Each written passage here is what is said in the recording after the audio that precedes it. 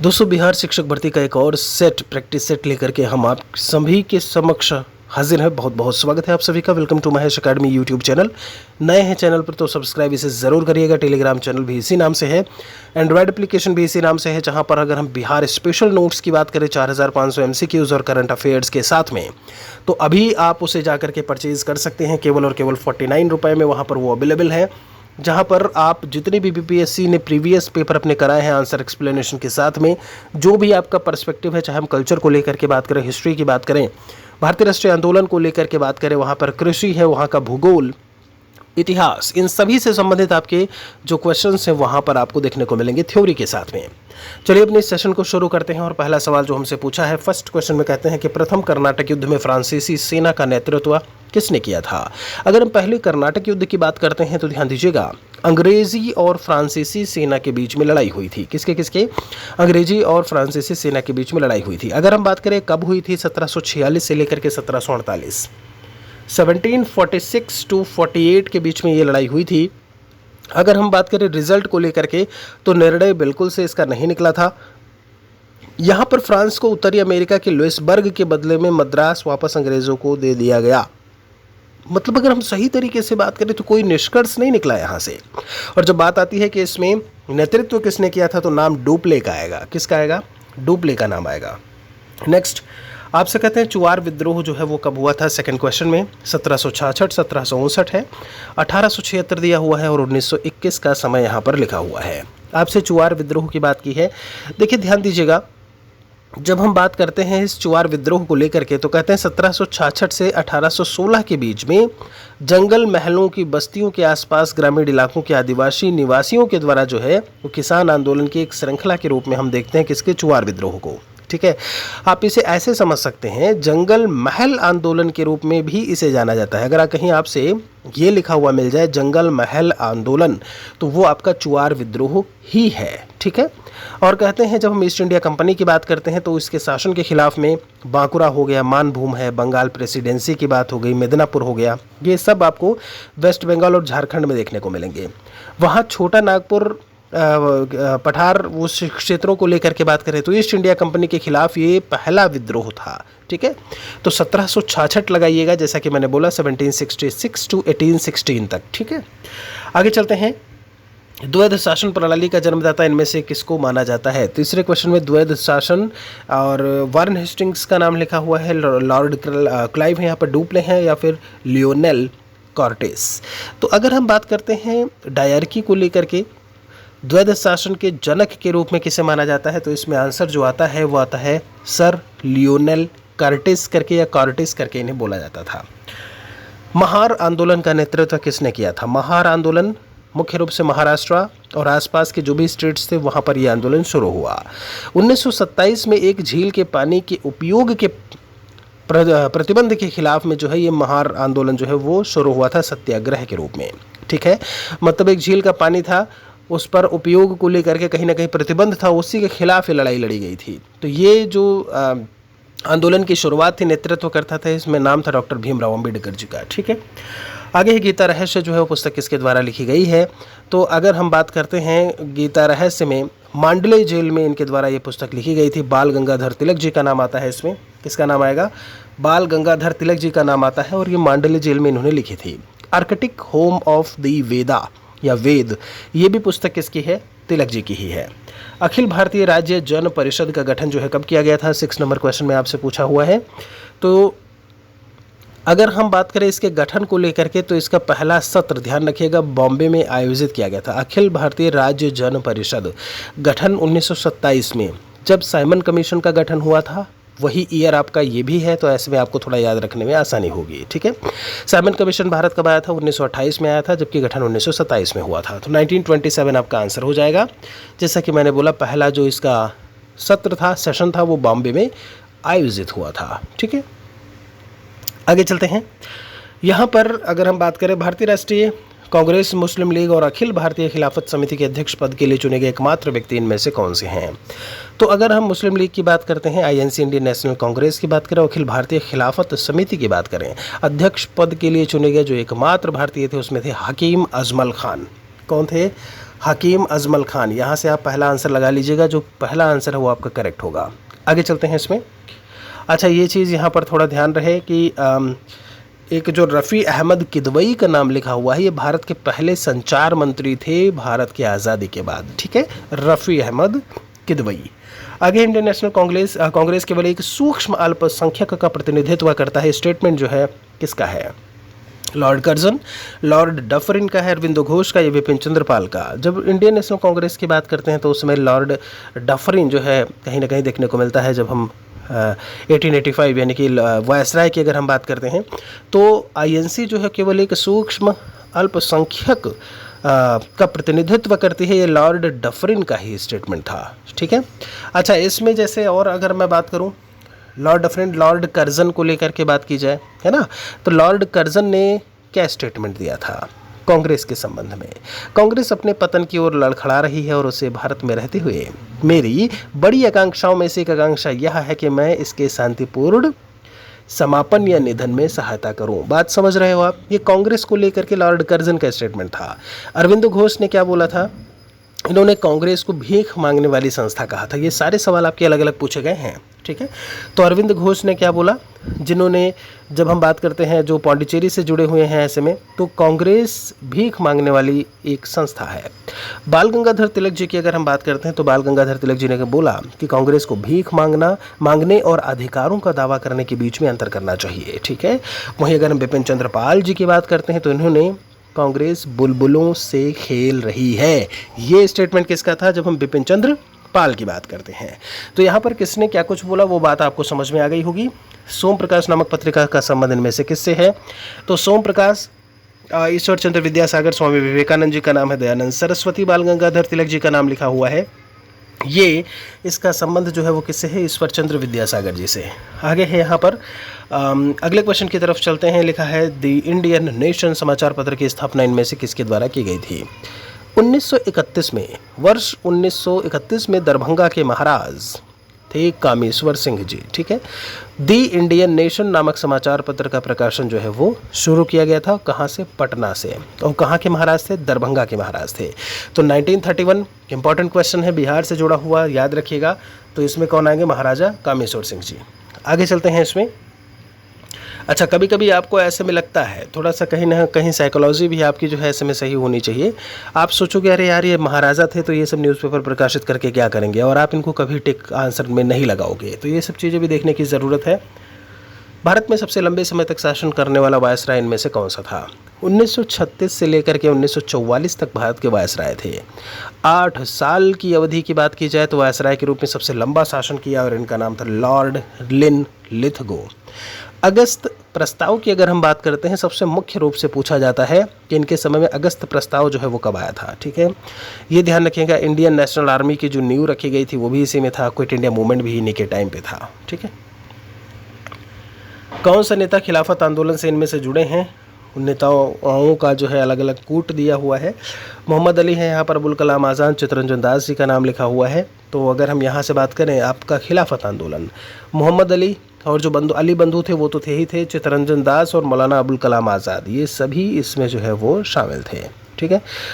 तो यहाँ से फिर चलते हैं हम एक और क्वेश्चन की तरफ। आधुनिक भारत में युगांतर आश्रम था। आधुनिक भारत में युगांतर आश्रम की बात की हुई है। 13 नंबर क्वेश्चन में आखिर ये क्या पूछना चाह रहे हैं? देखिए, हम कहते हैं Hindustan association of the Pacific coast, जिसे गदर पार्टी के नाम से जाना जाता है। तो आपने गदर पार्टी का एक और नाम सुना यहाँ से, Hindustan association of the Pacific coast. इसकी स्थापना 1913 में भारत को ब्रिटिश जो दास्ता थी उससे मुक्त कराने के लिए किया गया था। ठीक है। और गदर पार्टी का मुख्यालय जो है ये होगा युगांतर आश्रम जो था। आपका जो 13 का करेक्ट आंसर होगा वो पहला हो जाएगा। ठीक है। अच्छा, ये थोड़ा सा ध्यान देने की ज़रूरत है कि जो एसोसिएशन था इसका मुख्यालय शुरू में कहाँ पे था? सैन फ्रांसिस्को में था। बाद में इसे युगांतर आश्रम नाम दे दिया गया। तो कंफ्यूज बिल्कुल से नहीं होइएगा कि अरे तो आश्रम की बात हो रही है और यहाँ तो गदर पार्टी की बात हो रही है, जिसे हम लोग Hindustan association of the Pacific coast कहते हैं।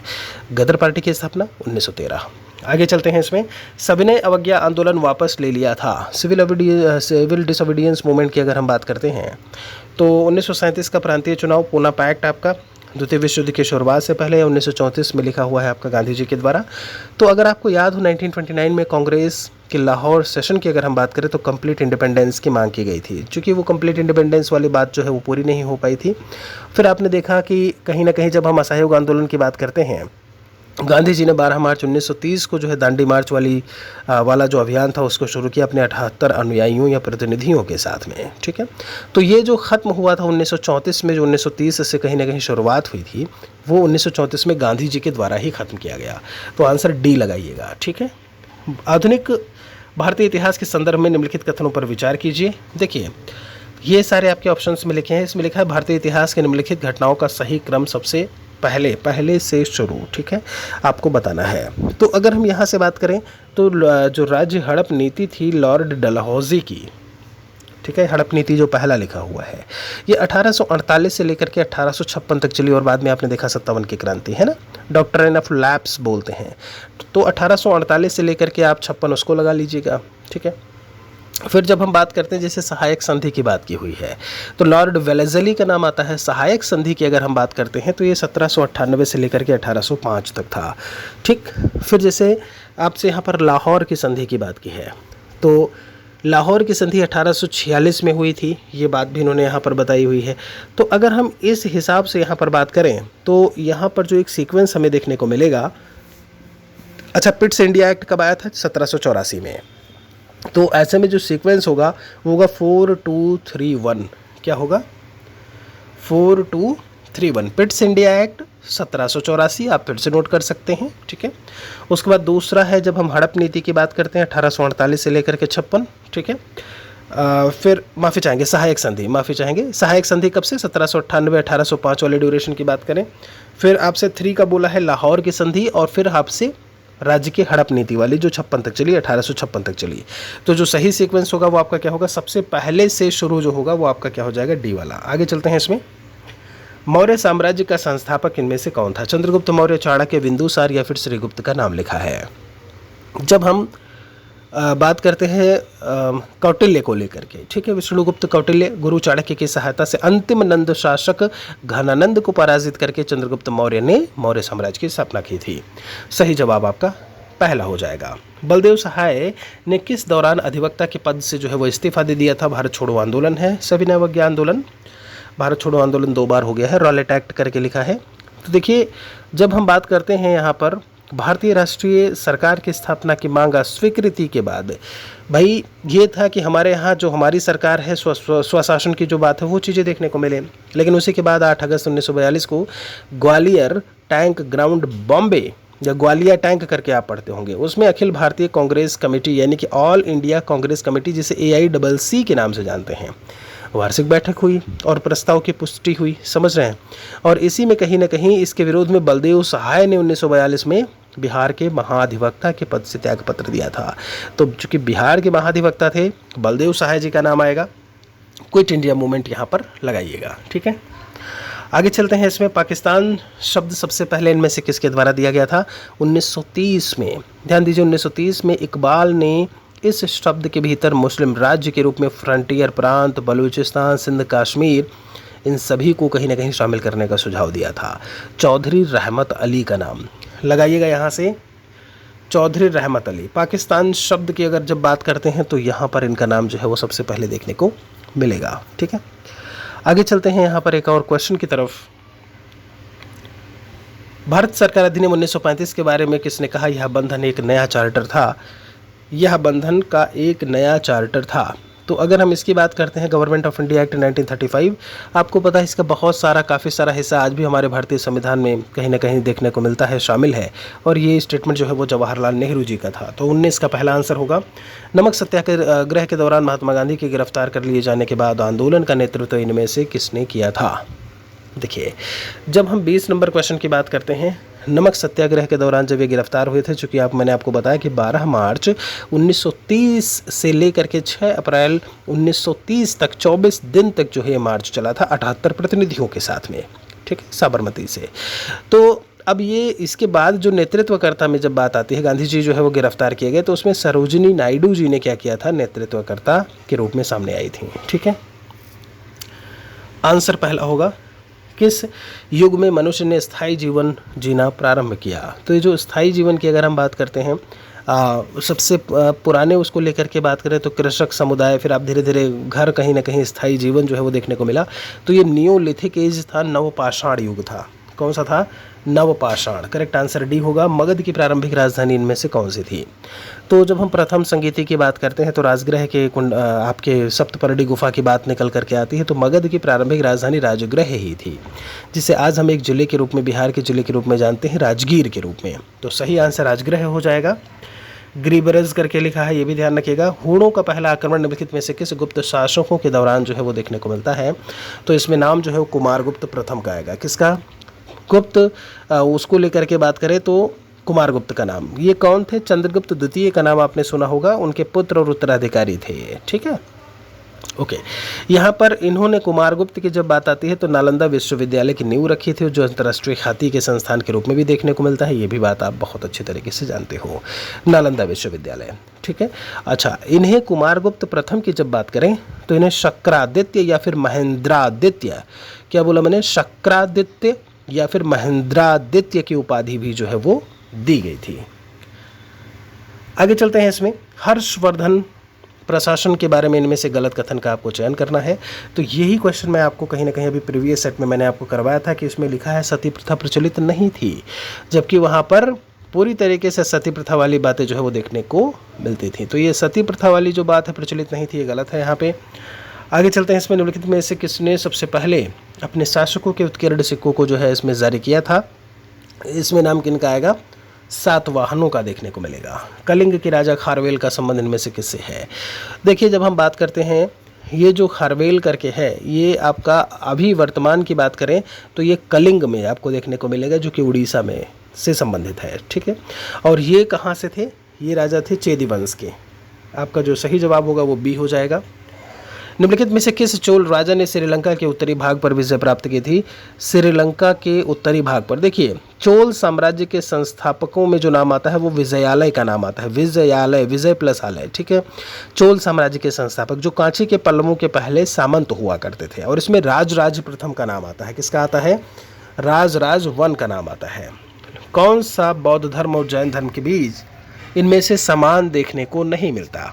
ठीक है, तो बहुत सारे अंतर भी हैं, समानता भी हैं। जब हम इनकी बात करते हैं, अहिंसा, अहिंसा की बात तो दोनों में कही गई है। वेदों की उदासीनता की बात, तो आप देखोगे वेदों की उदासीनता वाली बात भी कहीं ना कहीं इसमें शामिल है। आत्मा के अस्तित्व की बात की जाए, देखिए महावीर स्वामी जी की बात करें तो प्रत्येक वस्तु, यहाँ तक कि एक छोटा सा कण एक आत्मा है, इसलिए वे सख्त अहिंसा का पालन जो है ऐसे में करते थे।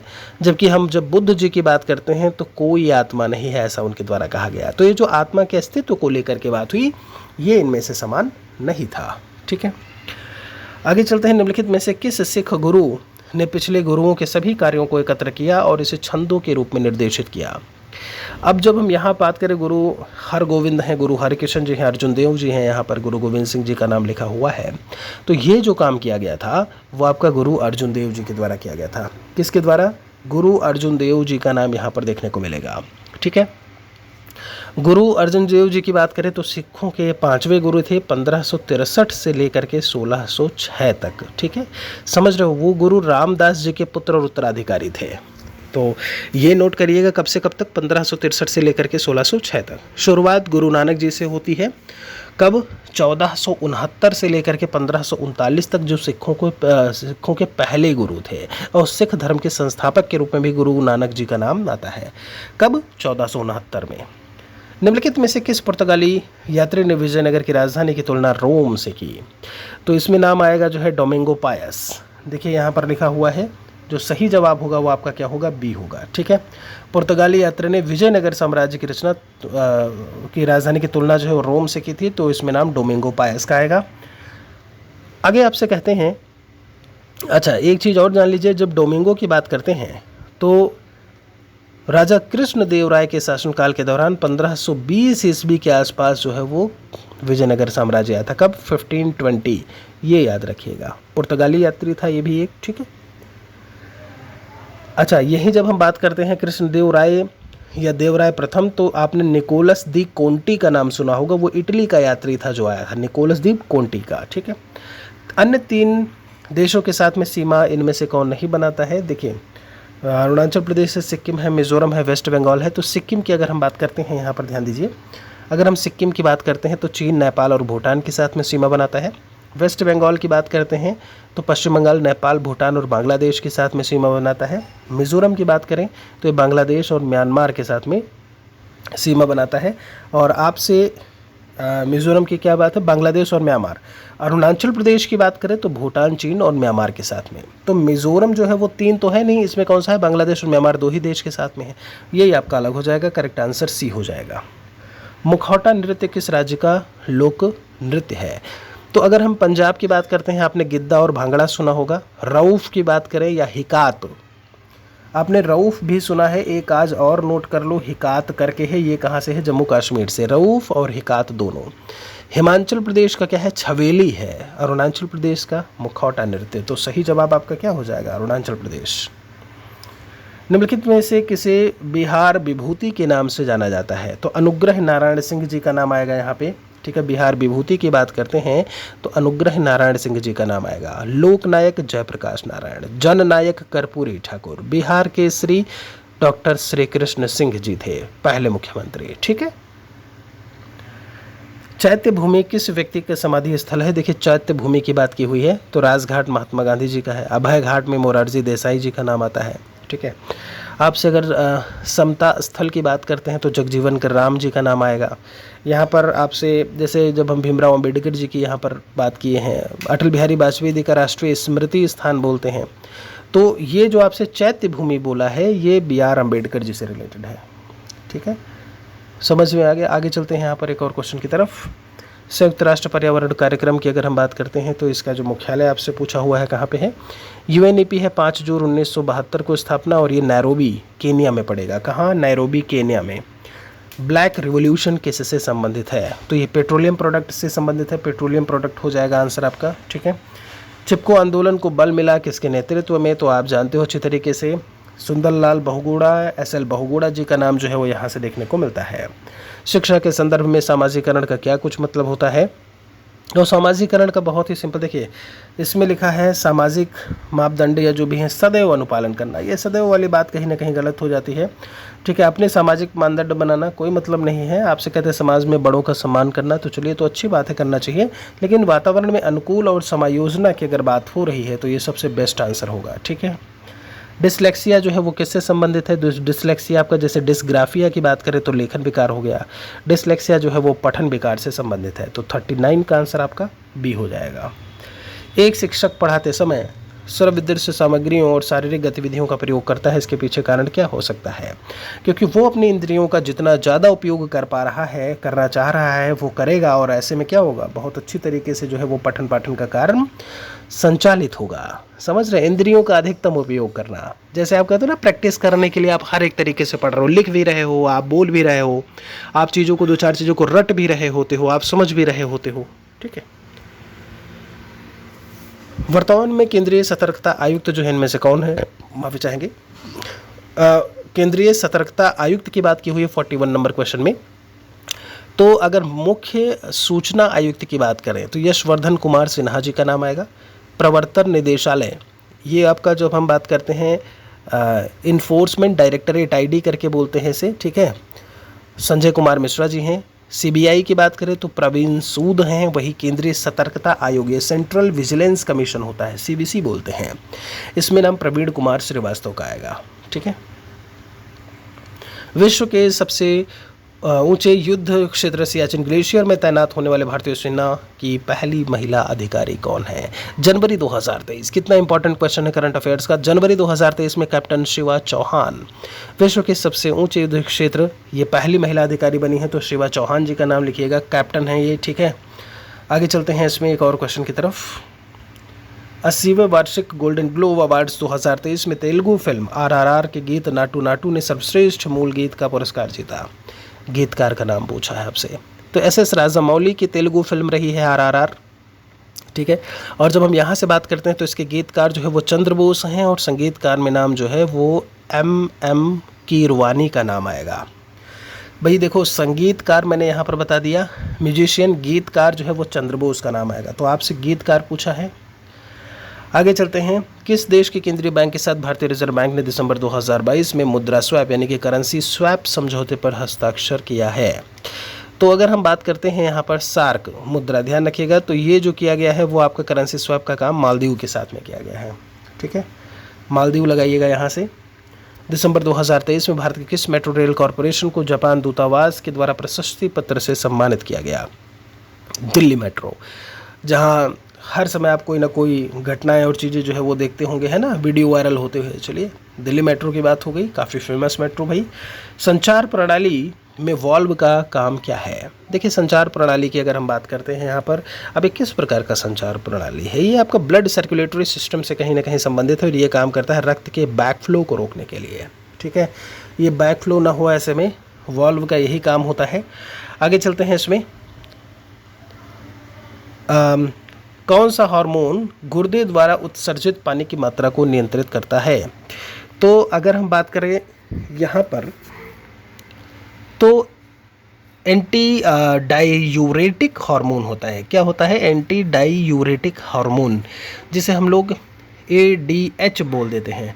तो बस यही आपका जो है यहाँ से सही जवाब होगा। ADH एक ऐसा हार्मोन होता है जिसका स्त्राव पिट्यूटरी ग्रंथि के द्वारा किया जाता है। मतलब एक्सक्रीशन कहाँ से होता है? मास्टर ग्लैंड से, पिट्यूटरी ग्लैंड से, जो गुर्दे द्वारा उत्सर्जित पानी की मात्रा को कंट्रोल करता है।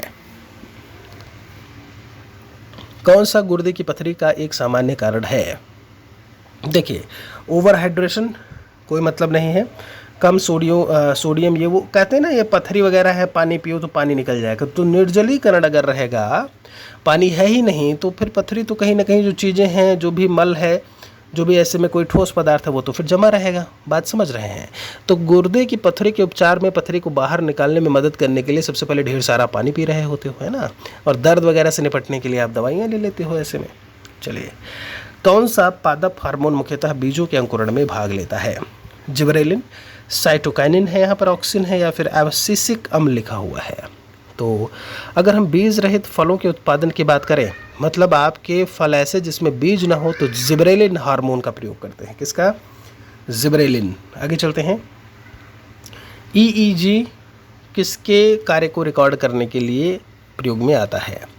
तो अगर हम इसकी बात करते हैं, तो आपका यहाँ पर मस्तिष्क है, कान, फेफड़ा और हृदय दिया हुआ है। देखिए, ध्यान दीजिए, जब हम इसके उपयोग को लेकर के बात करते हैं, तो मस्तिष्क की जितनी भी इलेक्ट्रिक एक्टिविटीज़ होती हैं, है ना, न्यूरॉन सिस्टम को क्या कुछ जा रहा है, क्या आ रहा है, ऐसे में है मस्तिष्क और न्यूरॉन्स के बीच में क्या संबंध है, संकेत मिल रहे हैं, क्या काम करना है, क्या नहीं करना। तो ये EEG जो होता है, ये मस्तिष्क से संबंधित होता है, उसी की मेजरमेंट्स, उन्हीं की गतिविधियों को मेज़र करने के काम में आता है। आपको बस ये बता दो बस यहाँ पे कि EEG का फुल फॉर्म क्या होगा, है ना, यहाँ भी लिखिएगा जो अभी वीडियो देख रहे हैं, साथ में आप कमेंट सेक्शन में बाद में भी आप इसे मेंशन ज़रूर करिए, EEG का फुल फॉर्म। ठीक है। आँख किस रंग के प्रति सबसे अधिक संवेदनशील होती है? तो पीला और हरा लगाइएगा। पीले और हरे के बीच के लिए सबसे ज़्यादा संवेदनशील होगी। ठीक है, आगे चलते हैं। यहाँ पे मलेरिया का इलाज क्या है? एंटीबायोटिक, एंटीफंगल दवाएं, एंटीवायरल दवाएं, या फिर इनमें से कोई नहीं? तो देखिए, जब हम मलेरिया की बात करते हैं, जो आपसे इन्होंने पूछा है, आपको पता है जो प्लाज्मोडियम परजीवी होता है, पैरासाइट, उसी के कारण कहीं ना कहीं ये चीज़ें देखने को मिलती हैं, और संक्रमित मच्छरों के काटने से मनुष्य में ये चीज़ें फैल रही होती हैं। तो इन सभी का उपचार आप इससे नहीं कर रहे हो, तो सिनकोना की छाल और बाकी सारी चीज़ों को कहीं ना कहीं यूज़ में ला रहे होते हो, है ना। तो ये आप यहाँ पर लास्ट में D वाला लगा दीजिएगा। ठीक है। पायरिडॉक्सिन निम्न में से किस विटामिन का रासायनिक नाम है? तो पायरिडॉक्सिन की अगर हम बात करते हैं, इसकी कमी से क्या होता है, एक जो स्किन डिजीज़ की बात करें और एनीमिया यानी कि रक्त की कमी, वो भी देखने को मिलता है। और ये आपका है विटामिन B6। क्या है? विटामिन B6 है, जिसे हम पायरिडॉक्सिन बोल देते हैं। प्रकाश संश्लेषण में कैल्विन चक्र का प्राथमिक कार्य क्या है? प्रकाश संश्लेषण में कैल्विन चक्र का, तो प्रकाश संश्लेषण में क्या होता है कि कार्बन डाइऑक्साइड जल के साथ में अभिक्रिया करके ग्लूकोज बनाता है और ऑक्सीजन जो है वो रिलीज होती है। तो कार्बन डाइऑक्साइड को कार्बन यौगिकों में बदलने का काम इसी कैल्विन चक्र का होता है। तो आप यहाँ से सही जवाब B लगा सकते हैं। ठीक है, लगा देंगे। विद्युत चुंबकीय तरंगों का वेग जो है वो कितना होता है? अब जब बात आती है इलेक्ट्रोमैग्नेटिक वेव्स की, क्या होती हैं? वह तरंगें जिन्हें संचारित करने के लिए माध्यम की आवश्यकता की ज़रूरत नहीं होती है, किसी मीडियम की ज़रूरत नहीं है, वो इलेक्ट्रोमैग्नेटिक वेव्स होती हैं। ठीक है, मतलब निर्वात में भी, निर्वात मतलब जहाँ वायु ना हो वहाँ पर भी ये संचारित हो सकती हैं, मतलब चल सकती हैं। अगर हम बात करें यहाँ से आपसे पूछा उनका वेग कितना होगा, तो ये होता है 3 × 10⁸ मीटर प्रति सेकंड। ये तो आपने पढ़ा होगा कि जो स्पीड ऑफ जो वेलोसिटी है लाइट की उसके बराबर, ठीक है, चूँकि क्या है फोटोन से मिलकर के बनी हुई होती हैं। तो ये चीज़ बहुत अच्छे से याद रखिएगा कि 3 × 10⁸ मीटर प्रति सेकंड। ये जो ms-1 लिखा हुआ है ना, इसका मतलब मीटर पर सेकंड ही होता है। -2 लिखा होता तो क्या हो जाता है, मीटर प्रति सेकंड स्क्वायर हो जाता है, ठीक है। आगे चलते हैं इसमें कि सिविलियन में हाइड्रोजन आयनों यानी H+ की सांद्रता को मापने के लिए किस उपकरण को हम यूज़ में लेकर के आते हैं। तो हाइड्रोजन की सांद्रता कितनी है ये pH स्केल बताता है। कौन सा स्केल, pH स्केल बताता है।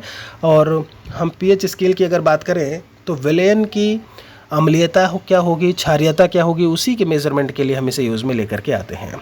जी का संबंध निम्नलिखित में से इनमें से करेक्ट स्टेटमेंट आपसे पूछा है 57 की अगर बात करते हैं तो देखिए, गुरुत्वीय त्वरण पृथ्वी के गुरुत्वाकर्षण क्षेत्र में किसी वस्तु द्वारा अनुभव किया गया त्वरण होता है। फिर से सुनिएगा, पृथ्वी के गुरुत्वाकर्षण क्षेत्र में किसी वस्तु के द्वारा अनुभव किया गया एक एक्सीलरेशन होता है, एक त्वरण होता है, क्या, गुरुत्वीय त्वरण, जिसे हम स्मॉल जी से रिप्रेजेंट करते हैं। पृथ्वी के आकार के कारण जो जी है स्मॉल जी, वो पृथ्वी की सतह पर हर जगह स्थिर नहीं होता है, चेंज होता हुआ देखने को मिलेगा। तो ऊंचाई बढ़ने के साथ ये घटती है।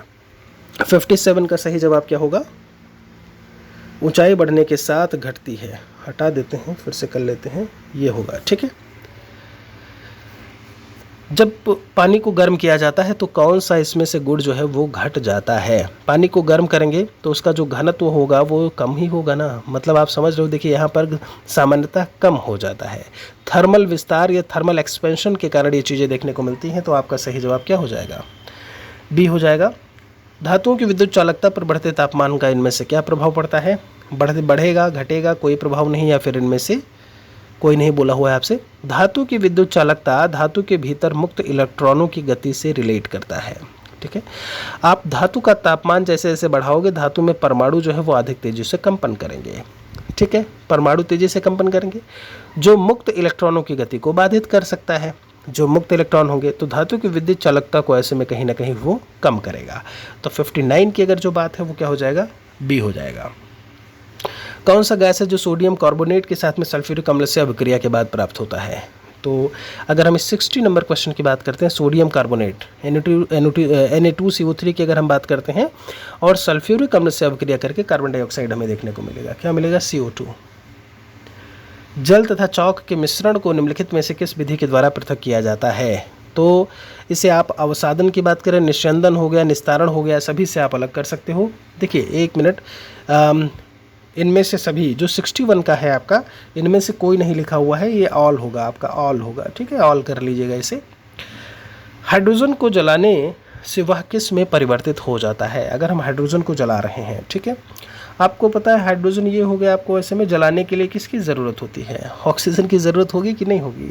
तो 2H2 + O2 क्या होता है, 2H2O होगा। जल बना कि नहीं बना, बहुत ही आसान है। निम्नलिखित में से हाइड्रोजन का समस्थानिक कौन सा नहीं होगा। देखिए 63 में जो आपसे पूछा है, तो प्रोटियम भी होता है, ड्यूटेरियम है, ट्राइटियम। प्रोटियम क्या होता है, 1H1 होता है, ड्यूटेरियम क्या होता है, 1H2 होता है, और ट्राइटियम क्या होता है, 1H3। यही केवल 3 समस्थानिक हाइड्रोजन के हैं। ये ऑर्गन हटा दो यहाँ से आप बस, ठीक है। आइसोटोप बोलते हैं समस्थानिक को। सबसे अधिक इलेक्ट्रॉन बंधुता वाला तत्व इनमें से कौन सा होगा। तो किसी परमाणु की वाह्यतम कक्षा यानी कि जो एक्सटर्नल शेल होगा उसका वाह्यतम कक्षा में इलेक्ट्रॉन जोड़ने पर जितनी ऊर्जा विमुक्त होती है वही उसकी इलेक्ट्रॉन बंधुता कहलाती है। इसमें क्लोरीन सबसे आगे है, क्लोरीन जिसका परमाणु क्रमांक 17 है। ग्रीनोकाइट किसका अयस्क है, तो ग्रीनोकाइट किसका है, कैडमियम का है। कैडमियम CD करके आप इसे लिखते हो, CD कैडमियम। नेक्स्ट, किस हीरे का प्रयोग कांच को काटने में किया जाता है। अब देखिए आपने ये सुना होगा कि कांच को काटने में हीरे का प्रयोग, अब ये है किस हीरे का प्रयोग, इसमें से भी दे दिया, सफ़ेद है, काला है, लाल दिया हुआ है। तो काले हीरे को हम लोग बोर्ट बोलते हैं, ठीक है। उसका प्रयोग चट्टानों में छेद करने के लिए, कांच को काटने के लिए, पत्थरों को पॉलिश करने के लिए क्या बोलते हैं, उसे बोर्ट बोलते हैं, ठीक है। तो आपका सही जवाब यहाँ से क्या हो जाएगा, काला हीरा। सूची सुमेलित करना है, चलिए कर लेते हैं सूची सुमेलित। 67 में देखते हैं, अपर रूपों की बात की हुई है, किसका किससे जो है ऐसे में जुड़ा होगा। तो जो आपसे पहला बोला हुआ है देखिए जैसे हीरे का अगर हम बात करें, कैल्शियम एल्यूमिनेट है आपका, यहाँ पर क्रोमियम है और कार्बन दिया हुआ है। तो हीरा की बात करें, रासायनिक रूप से कार्बन का सबसे शुद्धतम रूप होता है ये आपका, ठीक है। तो अगर हम हीरा की बात करते हैं, यहाँ पर जो आपका करेक्ट आंसर है, जैसे 1 2 4 3 करके दिया हुआ है, 1 2 4 3, तो चलिए मिलान ही कर लेते हैं, वहाँ से आपको समझ में आ जाएगा। इसका क्या होगा, हीरा कार्बन का हो गया, माणिक के जो है इससे हो गया 1 2, और ये किसका हो गया, संगमरमर इसका हो गया, और ये सीमेंट किसका हो गया, इसका हो गया। 1 2 4 3, ठीक है, कोई दिक्कत नहीं होनी चाहिए, स्क्रीनशॉट आप ले सकते हैं। तत्व और पदार्थ क्या कुछ होंगे, कहते हैं किस मौलिक अधिकार का लक्ष्य सामाजिक भेदभाव का उन्मूलन करना है या फिर ख़त्म करना है। तो जब हम राइट टू इक्वालिटी की बात करते हैं, इसका मतलब क्या हुआ कि आप समानता के अधिकार के बारे में बात करो। भारतीय संविधान का अनुच्छेद संख्या 14 से लेकर के 18 तक में इसी बारे में बात की गई है, किसके, समानता का अधिकार। सदन की अनुमति के बिना कोई भी सदस्य कितनी अवधि तक के लिए सदन की सभी बैठकों में एब्सेंट रह सकता है, समझ रहे हो। 1-2 दिन ऑफिस में जाओ सरकारी उसमें, है ना, और उसके बाद तुरंत बुलावा आ जाएगा, है ना, जवाबदेही हो जाएगी, कैसे भैया जवाब दो, कहाँ थे अभी तक। और ये लोग कितने दिन तक गायब रह सकते हैं, मतलब इन्हें एक नियम कानून खुद ही बना के बैठे हैं अपने लिए, समझ रहे हो। 60 दिन तक गायब रहो, कोई समस्या ही नहीं है। चलिए, अंतर्राष्ट्रीय शांति और सुरक्षा का वर्णन राज्य के नीति निदेशक सिद्धांत के किस अनुच्छेद में किया गया है।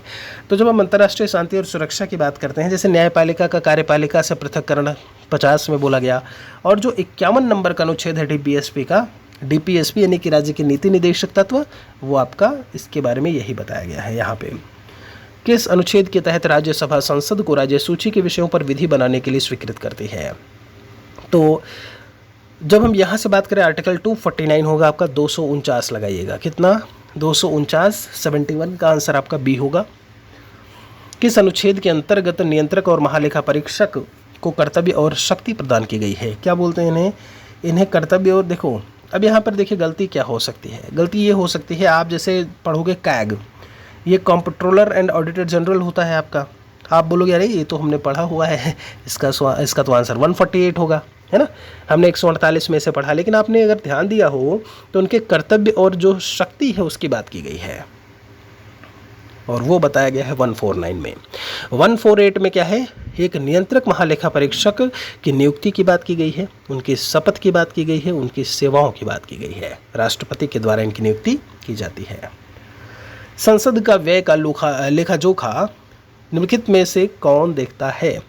तो कई सारी आप समितियों को भी ऐसे में बात करते हो, तो ये नियंत्रक महालेखा परीक्षक ही होता है, जिसे कैग बोलते हैं, controller and auditor general of India, ठीक है, यही हो जाएगा आपका। तो कैग का कार्य क्या है वो भी आपको समझ में आ गया। निम्नलिखित में से कौन सी अनुसूची भूमि सुधार संबंधी अधिनियम से संबंधित है। भूमि सुधार अधिनियम, देखिए 7वीं है, 9वीं, 8वीं और 10वीं दिया हुआ है। तो अगर हम 9वीं अनुसूची को लेकर के बात करें तो उसी में आपका जो है इसके बारे में जो चीज़ें हैं वो बताई गई हैं। सही आंसर आपका यहाँ से सी हो जाएगा। 10वीं अनुसूची में आपने दल बदल विरोधी कानून के बारे में पढ़ा होगा, ठीक है। संविधान निर्माण में महत्वपूर्ण भूमिका निभाने वाले संविधान सभा के किस सदस्य के अनुसार संविधान की प्रस्तावना हमारे दीर्घकालिक सपनों का विचार है। तो ये किसके द्वारा कहा गया था 75 में। तो इसमें नाम एक ऑप्शन नंबर सी लिखा हुआ है, अल्लादी कृष्णा स्वामी अय्यर। क्या नाम लिखा है, अल्लादी कृष्णा स्वामी अय्यर, ठीक है। इनमें इन्हीं का नाम जो है वो लगा दीजिएगा। मौलिक अधिकार एवं राज्य की नीति निदेशक तत्वों के विषय में कौन सा कथन इनमें से करेक्ट है। तो मौलिक अधिकार की बात करें और डीपीएसपी की बात करें, एक दूसरे के पूरक परस्पर विरोधी तो बिल्कुल नहीं बोलेंगे, दोनों में कोई अंतर नहीं है। अंतर भी है, बिल्कुल सही है। ये नहीं तो हमारा सही आंसर क्या होगा, एक दूसरे के पूरक इन्हें कह सकते हैं, ठीक है। चलिए, आपने देखा होगा कहीं ना कहीं सामाजिक और आर्थिक न्याय को कहीं ना कहीं बढ़ावा देता है नीति निदेशक तत्व, इसके बारे में बात करता है ना। और कहीं ना कहीं मौलिक अधिकारों की भी बात करें तो वो भी समाज में संतुलन बनाने को लेकर के समानता के बारे में बात करता है। तो एक दूसरे को पूरक बोल सकते हैं बस, ठीक है।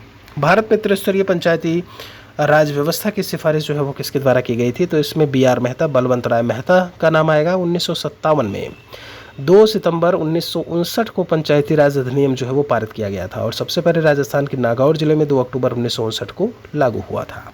तो बलवंत राय मेहता का नाम लगाइएगा। 2 स्तरीय पंचायती राज समिति से अशोक मेहता हैं, ठीक है। चलिए, 44वां संविधान संशोधन 1978 के संबंध में कौन सा स्टेटमेंट इनमें से सही नहीं है। 78 नंबर क्वेश्चन में आपसे कहते हैं, देखिए तो आंतरिक अशांति की जगह सशक्त विद्रोह जो है वो शब्द को शामिल किया गया है, ये बात बोली है। मौलिक अधिकार की सूची से संपत्ति का अधिकार बिल्कुल सही है, ये तो आपका। राष्ट्रपति को मंत्रिपरिषद की सलाह में एक बार वापस करने का अधिकार मिला, ये है। गढ़पूर्ति कोरम को समाप्त कर दिया गया। देखिए ये जो गढ़पूर्ति की बात की गई है कोरम को लेकर के, ये बात यहाँ से जो है वो सही नहीं है, समझ रहे हैं। तो आप जब देखोगे बाकी चीज़ों की बात करें, लोकसभा और विधानसभाओं का कार्यकाल 6 वर्ष से घटा करके 5 साल कर दिया गया, ठीक है, ये भी आपने देखा। लेकिन इसमें ये जो गढ़पूर्ति की बात की गई है ये आप यहाँ से हटा दीजिएगा, ये गलत है। परंपरा के अनुरूप राज्यपाल की नियुक्ति करते समय प्रायः राष्ट्रपति क्या करता है? तो अगर राज्यपाल की नियुक्ति होगी तो आप जानते हो कि सही तरीके से देश का संचालन कौन करता है? प्रधानमंत्री करता है। राष्ट्रपति तो बस स्टैंप वाली बात हो गई ऐसे में, है ना। अब अगर राज्य की बात करें तो हाँ मुख्यमंत्री करेगा, और मुख्यमंत्री के हिसाब से ही तो राज्यपाल आएगा। तो कहीं मुख्यमंत्री लगे? राज्य के मुख्यमंत्री के परामर्श से सी लगा दो बस। संविधान के किस भाग को भारत का मैग्ना कार्टा कहा जाता है? तो भारत का जो मूल अधिकार जहाँ पर वर्णित है भाग 3 में, उसी को कहते हैं, ठीक है। राष्ट्रीय आय की गणना किस विधि द्वारा करते हैं? आय विधि है, उत्पाद विधि, व्यय विधि, या फिर इनमें से सभी? तो राष्ट्रीय आय की गणना के लिए सभी विधियों का उपयोग हम कर रहे होते हैं, ठीक है। नेशनल इनकम के लिए सभी विधि यूज में आती हैं। दूसरा सबसे बड़ा कृषि आधारित उद्योग इनमें से कौन सा है? चीनी बोला है, कपास, स्टील और कपड़ा बोला हुआ है। देखिए पहला जो उद्योग है सबसे बड़ा कृषि आधारित वो कपास उद्योग है, इसे नोट करिए सबसे पहले, कपास उद्योग। और जो दूसरा सबसे बड़ा होगा वो है चीनी उद्योग, ठीक है। दूसरे में क्या आएगा? चीनी उद्योग आएगा। वर्ष 2023 में प्रस्तुत किया जाने वाला बिहार आर्थिक सर्वेक्षण निम्नलिखित में से इनमें से कौन सा क्रम होगा? तो 25 फरवरी 2022 को बिहार के तत्कालीन उप मुख्यमंत्री तारकिशोर प्रसाद जी के द्वारा जो है विधानसभा सत्र की बात की जाए तो वहाँ पर ये 16वां आर्थिक सर्वेक्षण रखा गया था, ठीक है। तो ये 16वां के बाद 2023 वाला जो होगा वो कौन सा होगा? 17वां होगा, ठीक है। 17th लगाइएगा यहाँ से। केंद्रीय बजट 2023 के अनुसार कर छूट का लाभ उठाने के लिए आय सीमा ऐसे में क्या होगी? तो जो आपका केंद्रीय बजट 2023 था, वित्त मंत्री निर्मला सीतारमण ने नई व्यवस्था के तहत अगर हम बात करें तो ये छूट बढ़ा करके 7 लाख रुपए, तो 7 लाख रुपए लगाइएगा, बी आंसर। पृथ्वी का अल्बीडो की घटना को किस प्रकार से व्यक्त किया जाता है? अल्बीडो क्या है? देखिए अल्बीडो मतलब सिंपल सा है कि जो भी हमारा सोलर रेडिएशन पृथ्वी की सतह पर आ रहा है उसका कितना % जो है वो स्पेस यानी अंतरिक्ष में वापस लौट जाता है, ठीक है। तो यहाँ पर जो करेक्ट आंसर होगा 30% वापस अंतरिक्ष में जो परिवर्तित हो जाता है, परिवर्तित नहीं परावर्तित होगा ये, ठीक है। तो बी आंसर यहाँ पर लगा दीजिए, करेक्ट आंसर वही होगा। कौन सा गैस वायुमंडल में सर्वाधिक मात्रा में आयतन में पाया जाता है? आर्गन है, कार्बन डाइऑक्साइड, नियान और हीलियम पूछा हुआ है। अब देखिए अब आपके दिमाग में तुरंत चला होगा अरे नाइट्रोजन कहाँ है ऑप्शन में? नाइट्रोजन तो मिला ही नहीं, समझ रहे हो आप। तो इसीलिए कहते हैं कि आपको सभी का जो % है वो जानने की ज़रूरत है। आप कहाँ तक का जानते हो? जहाँ तक मुझे लगता है नाइट्रोजन का आपको पता होगा, आपको ऑक्सीजन का पता होगा, मतलब मुख्य रूप से, ऐसा नहीं है कि आप बाकी नहीं जानते। तो जब नाइट्रोजन की बात करते हैं 78.08%, ऑक्सीजन का 20.95% आपका होता है।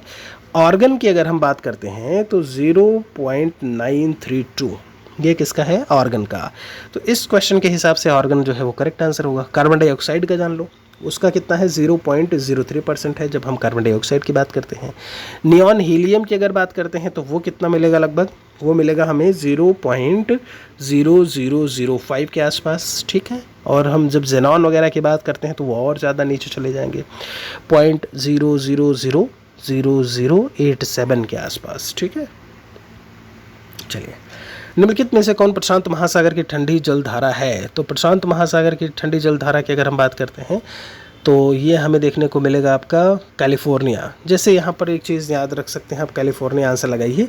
कुछ गर्म जलधाराओं की बात करें तो अल नीनो है, सुशीमा धारा है, आपका अलास्का है, किरोशियो है, उत्तरी प्रशांत धारा है, पूर्वी ऑस्ट्रेलियाई है। अगर हम ठंडी धारा की बात करें तो हम्बोल्ट, जिसे पेरू की धारा भी बोलते हैं, कैलिफोर्निया हो गया, क्यूराइल हो गया, ठीक है। नेक्स्ट, कोयला भंडार निम्नलिखित में से देश जो है वो प्रथम स्थान पे है, इनमें से कौन सा? तो कोयला क्षेत्र में योगदान की बात करें तो सबसे आगे अगर यहाँ पर बात हो जाए, विश्व में कोयला का सर्वाधिक उत्पादन तो चीन करता है। देखिए उत्पादन में सबसे आगे चीन है, लेकिन अगर भंडारण की बात की जाए, मतलब हमारे पास सामान तो है लेकिन हम सही तरीके से यूज़ में नहीं ला पा रहे हैं, तो भंडारण में नाम जो है अमेरिका का आएगा, लेकिन अगर उत्पादन की बात करें तो उसमें कौन है, चीन का स्थान है। ठीक है, भारत को लेकर के बात करें तो झारखंड की बात करें, उड़ीसा, छत्तीसगढ़, ये कोयला उत्पादन में अग्रणी हैं।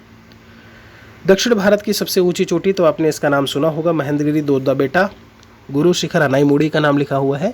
2695 मीटर इसकी ऊंचाई है। ठीक है, और अनाईमुड़ी मतलब होता है, इसका जो एक शाब्दिक अर्थ है वो आज आप जान लो।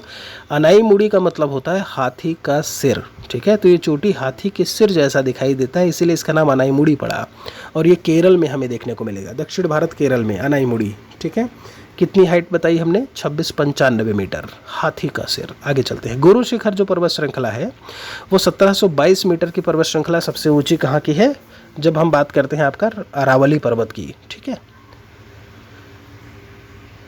सागर झील, इनमें से सबसे अधिक लवणता यानी कि सैलिनिटी जो है वो सबसे ज़्यादा देखने को मिलेगी हमें, तो लेक वॉन में जो है वो सबसे ज़्यादा है। कहाँ पे, लेक वॉन, ये कहाँ, तुर्की में हमें देखने को मिलेगा, तो वॉन झील लगाइएगा यहाँ पे। ग्रीष्मकालीन मानसून भारत में प्रवाह जो है वो समय क्या होता है समय, तो इसे हम क्या बोलते हैं, दक्षिण पश्चिम मानसून बोलते हो ना आप, 1 जून को जो आता है, दक्षिण पश्चिम से उत्तर पूर्व चलता है। कहाँ, दक्षिण पश्चिम से उत्तर पूर्व चलता है, तो आपका सही जवाब क्या हो जाएगा, नर्मदा घाटी निम्नलिखित में से कौन सी नदी घाटी पर्वत श्रृंखला के बीच है, कौन सी नदी घाटी पर्वत श्रृंखला। देखिए नर्मदा वाला ये सवाल मैं आपको कई बार बताया हूँ। सतपुड़ा और विंध्याचल एक प्राकृतिक डिवाइड रेंज के रूप में भी ये काम करता है। ठीक है, अमरकंटक की पहाड़ी से नर्मदा नदी निकलती है। सही जवाब आपका क्या हो जाएगा यहाँ से, पहला सतपुड़ा और विंध्याचल। भारत और अफगानिस्तान के बीच में कौन सी सीमा रेखा है, भारत और अफगानिस्तान की बात करें तो डूरंड रेखा आएगी। ठीक है, ध्यान रखिएगा। देखिए भारत पाकिस्तान विभाजन के पूर्व अगर हम बात करें, वर्तमान में अफगानिस्तान और पाकिस्तान के बीच में आपकी ये है। देखिए जो डूरंड रेखा है ना भारत और अफगानिस्तान के बीच में, आपने पढ़ा होगा और कभी कभी आपने ये भी देखा होगा कि यार ये तो अफगानिस्तान और पाकिस्तान के बीच में है। तो डूरंड रेखा भारत अफगानिस्तान के बीच में कब थी, जब भारत पाकिस्तान का विभाजन नहीं हुआ था, लेकिन विभाजन के बाद ये अब कब है, पाकिस्तान और अफगानिस्तान के बीच में है। ठीक है, इस सवाल के हिसाब से आप क्या लगाओगे, डूरंड रेखा।